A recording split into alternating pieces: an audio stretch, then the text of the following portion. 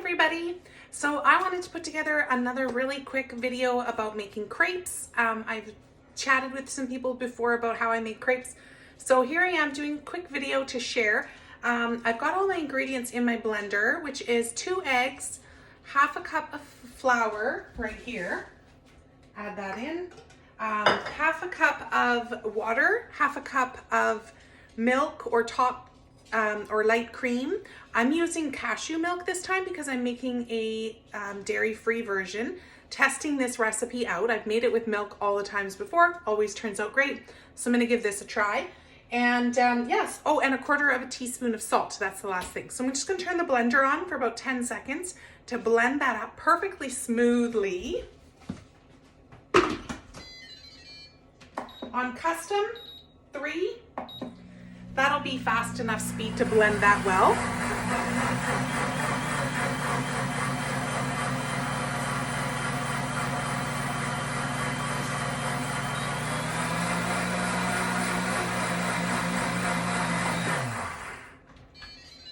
There we go.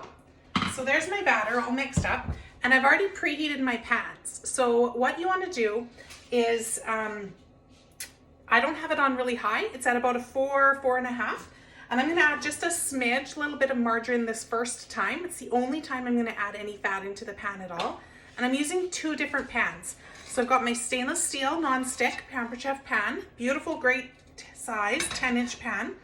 And then I've also got our non-stick executive cookware line, which is a 10-inch as well, but it is slightly, just because of the way the flared edges are, looks slightly smaller.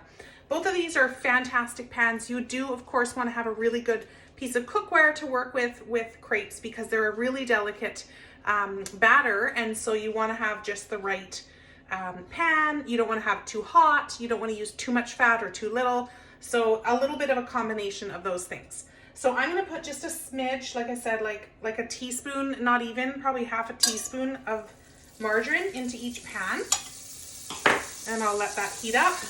Nice and sizzly, and it just gives us a bit of a spot to have it non-stick. And I don't measure out how much this one clearly is hotter because it's sizzling, and this one is just melting. It's on the smaller burner as well, which might have something to do with it. So I don't measure this out. It's probably about 3 or so tablespoons. So you pour in your batter, and then you need to spread it around, okay? So you kind of shake or roll it a bit until you get a nice thin crepe, not too thick. And there you go. And then I'm gonna let that, you can see the bubbles popping up already, and that'll give me we wanna have it cook for about 1 minute, and that gives me just enough time to do the next one. So I kind of go back and forth between the 2. And I'll tell you my spatula there, my turner, in just a second.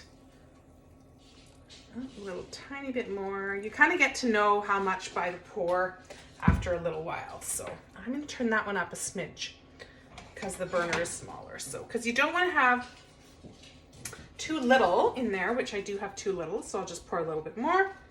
You don't want to have it too hot or too cool. You want to make sure that you've got a good temperature so it cooks just the right amount of time. Try not to let it be too thin on the edges. So now that's just it's starting to be dry on the top already. And look at this one's already starting to peel off of the edges. It's beautiful to work in this pan. So here's my fantastic flipper. I love this silicone. It's great. It just works so well. So we've got, oh, puppy's gonna eat something. Oh, her food. So it's already coming off. Oh, I love this. So I'm gonna give it 1 more minute. It's not golden on the bottom yet. It's just the same color as the top. So I wanna let it make sure it's golden. It'll flip like a breeze. I've even flipped them just like that. So it's really great. And I'm gonna go back and forth between these pans. I like to have 2 going. It doesn't take nearly as long. There we go, look at that. Flip, excellent. There you go, you can have a look at that. And if it's off center, just give it a minute or 12-15 seconds before you try and move it, because then you've got a little bit of it cooked on the bottom side and it'll shift. There we go, just right, just perfect. Same with your pancakes on your pans and everything. Like if you flip it and you get it on the edge or on top of another pancake, just wait about 10 or 15 seconds until it's cooked just enough so it's not runny doughy on the bottom, and then separate them, and then you won't have that goopy messy stuff, right? If that's a word. This one's not quite ready to flip, so we're gonna give that just a little bit. So that's kind of how I go. I just go back and forth. Those are my tips with the crepes. You know, roll it, make sure you have enough batter, but not too much. I'm not gonna need to use any fat in these pans at all now. Oh, I did sneak in some kale or the Enrichables pea protein. So these are gonna be my kids' after school snack. They're gonna walk in the door in just a couple minutes, and these snacks are gonna keep them full a little bit longer. So it's gonna, that protein, that's what does that for you. So Enrichables are such a great way to boost some nutrition. We have pea protein, we have kale and fiber, and we have super veggie as well. Great to add into dips, sauces, smoothies, any and all combinations.